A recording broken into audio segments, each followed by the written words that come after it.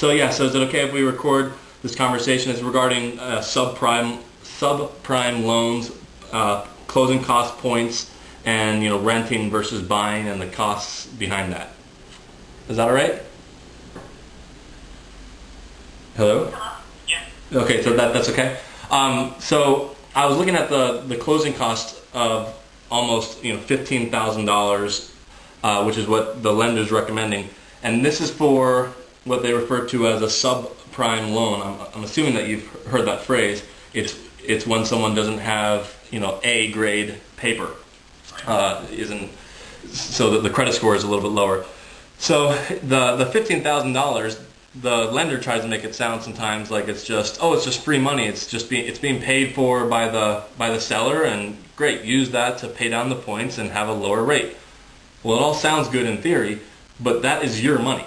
You're spending $15,000. So they pitch it as the seller giving $15,000, but let's say the house is, just for easy numbers, $300,000. Well, the seller's not going to care whether the offer is $300,000 with $15,000 back, or if the offer is $285,000. They don't care. It's the same amount to them, same net to them. So it might be nice to. It sounds nice to say the seller's paying for it, but you're paying for it because you would have otherwise gotten the house for $285,000. So here we are with $15,000 to pay down, to make your mortgage rate lower just for a couple of years, is my understanding. This is just for a 2-year arm. So I like to run the numbers with no points.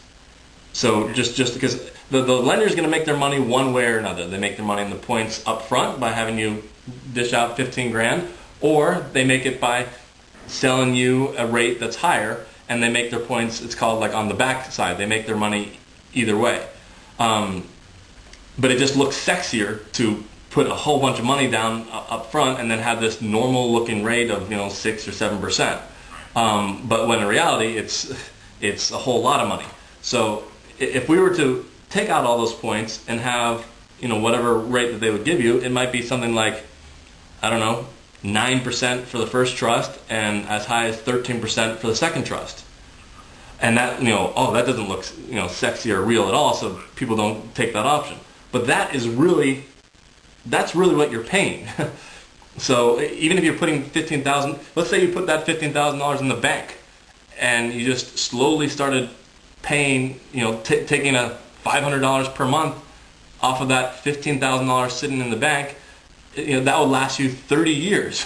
No, sorry, 30 years divided by, that would last you 2.5 years worth of $15,000 in the bank, slowly paying an extra $500 per month. Just doing quick numbers.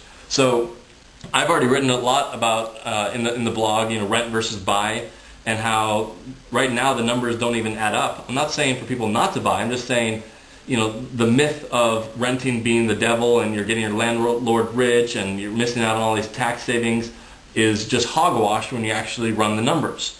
And right now, if you run the numbers on a regular house, with prime, great credit score, it's still going to cost you significantly more to own versus rent, even after all the tax savings, even after all that stuff. So when people say, "Oh, I'm throwing money out the window on rent," well, what's interest? To the bank. Who cares if you're paying the bank money if you're paying the landlord money? So it's already a close call with people that have A paper that are getting the best interest rates. But then when you have people that have the subprime loan, then the interest rates go through the roof, and the numbers are just astronomical. I was talking to someone recently who had a 13% second trust, and we're talking about $2,600 per month versus $1,200 if they just rented.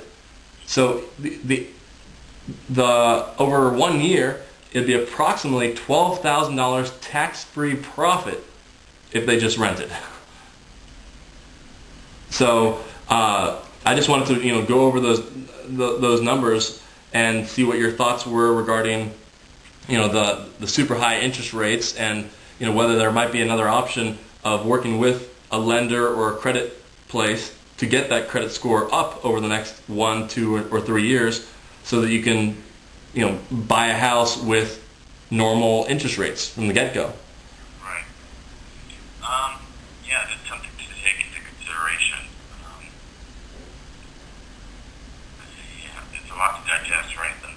Yeah, I can send this to you so you can have it, you can hear it again. And I'm going to write a blog that actually uses numbers and words.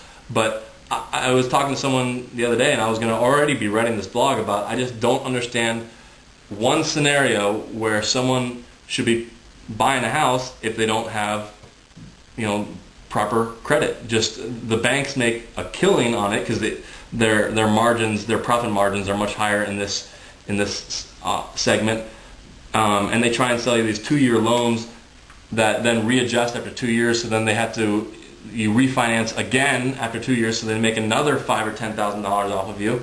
They usually have penalties if you sell within 2 years. We've got one guy who bought a subprime loan, and it cost him $15,000 penalty if he were to sell his property early. So he's locked in, and he's locked in at a rate $1,000 higher than he was expecting to pay, and he can't even sell it. He can't even unload the place.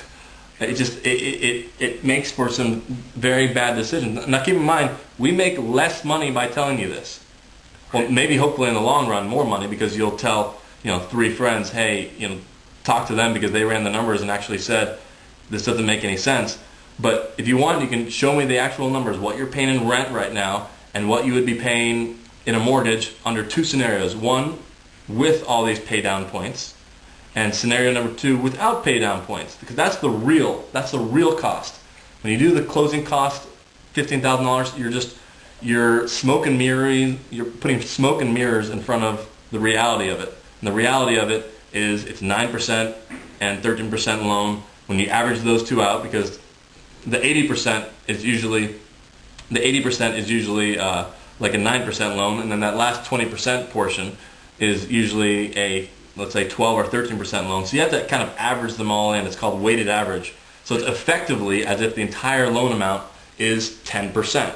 So you're running the numbers on a 10% loan on a $340,000 house. 10% of that, every year you're paying $34,000 in interest. You divide that by 12, and just rough numbers, we're talking about $3,000 per month. How much is your rent right now? $1,200. And maybe I'm doing the math wrong, but you rent $1,200 versus per month paying about $3,000 in mortgage. Yes, some of it is tax deductible, so then let's say after taxes that might knock it down to $250,000. But having a straight $12,000 cash profit, tax-free tax profit in your hands, if you take the renting route, I don't know, it seems to me like a pretty good deal.